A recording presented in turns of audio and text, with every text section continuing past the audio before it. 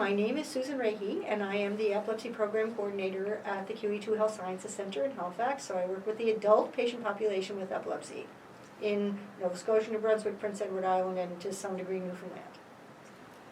So how does epilepsy affect you? So it's like been running my life for the past 30 years. So that is what I see and do every day, right, is I work with patients with seizure disorders.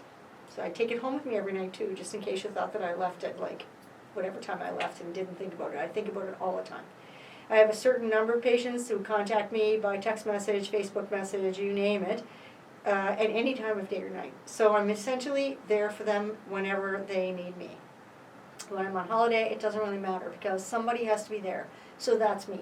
So it has been, other than my children and my husband and the rest of my family, the most important thing in my life for my adult life. And so next question is, what is one obstacle that you have seen your patients have to overcome? So the biggest one is acceptance, right? As people who have it's called a hidden disability, so you can't see it, but it's there all the time. And people who don't understand, they just see you as you are, and they think that everything is rosy, and this is not true, as everybody's aware who has epilepsy. It's not true. So the first thing is acceptance. The second thing is financial. There's no question about it. Having epilepsy can be a financial drain for lots of reasons. Difficulty in finishing education, difficulty in obtaining a job, difficulty in keeping a job, difficulty in getting the kind of job that we all want, which is the one with drug plan and pension. So those are the main issues that strike me. And I guess there's lots more, and it all has to do really with acceptance for the most part. Things that I take for granted. So I took for granted that I could go to school, and I took for granted that I was going to get the job that I wanted, and I was going to have a family, and that I was going to live a healthy life, and that I wasn't going to have to deal with people's opinions of me because I really don't care what their opinions of me. So that was working out great for me, right? That's the life that people want, and that is the life that most of my patients are not going to have. Sometimes it's not other people's opinions, it's their own. They worry. They stress about if someone finds out, or I'm a lesser person because I have this. This is a huge big thing that isn't really worked on all that much, and people don't even really know about how hard it is to feel good inside when you know you have a chronic disease that could hit you at any moment. To be able to tell a girl or a boy that when you're interested in them, to be able to go to school and not worry about having a seizure during your class, or to get married and not have a seizure while you're walking down the aisle, or to get pregnant and to be able to have a nice, reasonable pregnancy like every other woman and not have to worry that you're going to have a seizure during the pregnancy, or that during the delivery you're going to have a seizure, or that when you're a mom you're going to have a seizure and someone's going to say something to you like, oh, you shouldn't be a mother. Like, this is the kind of crap that people have to face all the time. And I'm just talking about women because women always get the shitty end of the stick. But men suffer from these things too. Will this man be able to support my daughter? He has epilepsy, you know. These kinds of things are real things. And you look at the surface and you think that things are great, but you don't know what's going on in that person's life. So all kinds of stuff I would really like to see made better for my patients, and kind of almost all, with the exception of the financial stuff, even that is related. It all depends on how society accepts them and supports them. Why do you think it's important to support organizations like the Epilepsy Association of the Maritimes? So there are people out there who have no idea what resources are available to them, right? I mean, most people don't know what resources are available to them. It's really quite amazing sometimes. People come to clinic, they have no idea that there's such a thing as an epilepsy doctor. They think everybody's an epilepsy doctor, right? They think their family doctor's an epilepsy doctor or can do everything for them. They think that, wow, I got to see a neurologist, like now I'm going to be okay. We all know that's not the case, right? That if you have a difficult to control seizure disorder, you need to see like a real epilepsy doctor. They don't even know these people exist. And if they do find out that they exist by seeing somebody in the newspaper or on TV, they don't know how to get there. And so they rely on their primary care physician to make sure they get to the right place. But the primary care physicians may not even know that this is important or that this person exists or how to access them. So the Epilepsy Association, they can Google it. And they could say, okay, where can I get help for my seizures? And they can Google it and come up with the Epilepsy Association and hopefully be able to call and say, where do I go? What do I do? How do I get to see what kind of a doctor should I see and how can I get in to see them? So to me, the lay organizations play a huge role in terms of funneling patients to the right place. The other thing they do is they provide a place where the person, the patient is accepted, where everybody else has the same disease, right? You're dealing with people who have the same problems as you. So they provide a safe space for you to talk about your issues, or can provide a safe space for you to talk about your issues with other people who understand you. If I can digress from your questions for a second, that's what the Epilepsy Monitoring Unit is doing, and it is amazing. Yeah. The amount of information that's shared between patients and how happy they are. And one patient actually posted on Facebook and said that she loved the room. Can you imagine loving a room where it's like prison? Anyway, sorry, I got off topic, but I think I answered your question.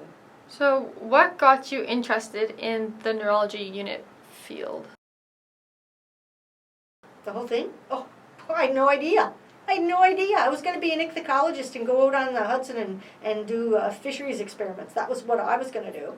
And then when I graduated university, there were no jobs. There were no jobs in fisheries or whatever at the time, and I didn't have an in. You had to have an in. So I had been working at the hospital part-time all through university. My sister was a nurse. So in the old days, like, that was a plus. You know, nowadays it's, oh my God, we don't want to hire her. Her sister works on wherever. But in those days, like, there was even a little spot on the application form where it said, do you have a relative working at the VG? And then what is their name and where do they work? So it was a plus. Anyway, so when I graduated university, I was either going to go back to school and become a lab tech. Oh, am I ever glad I didn't do that. No offense to lab techs everywhere, but I think I would have hated it. Or I could stay on at the hospital and see what else there was available and make a few bucks to pay off my student loans. So that's what I did. And then I knew a girl who also was kind of doing that, right? And she came up one day, I was working through around lunchtime, she came up and she said, she had just started working in electromyography, which is muscles and nerves, and she said, they got a job in EEG. It's a training job. You should go down and apply for it. So I thought, what the hell, right? What the hell? So that was the beginning.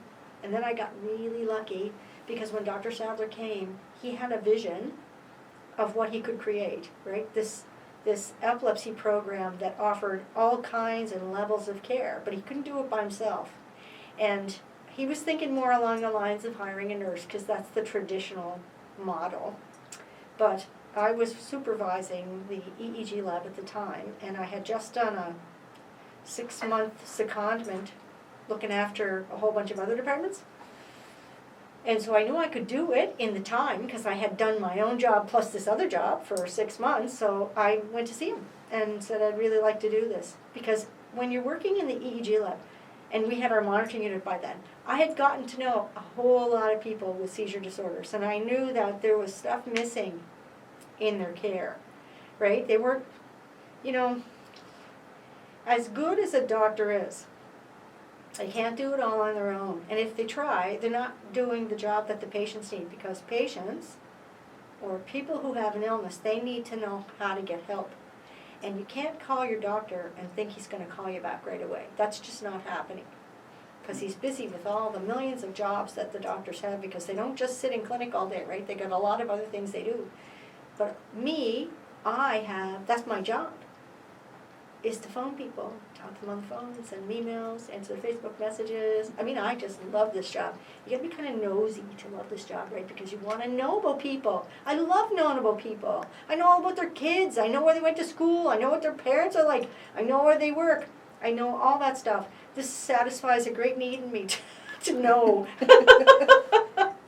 And I really like it when somebody does well. Like, that's a huge goddamn deal to know that you actually made a difference in somebody's life. Doesn't have to be a big difference either, Cass. It can be a very small difference, but you made a difference. That's important. Everybody should want to make a difference in somebody else's life.